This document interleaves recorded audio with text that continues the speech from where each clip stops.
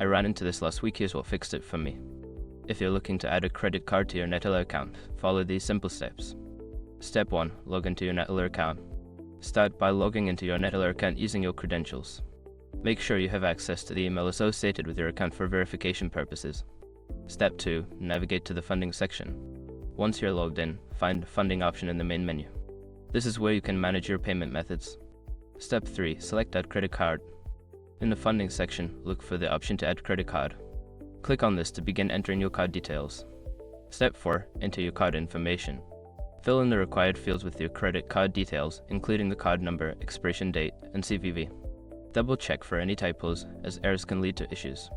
Quick gotcha: if your card is not accepted, ensure that it is not a prepaid card, as Neteller typically requires standard credit cards. Step 5. Confirm and save.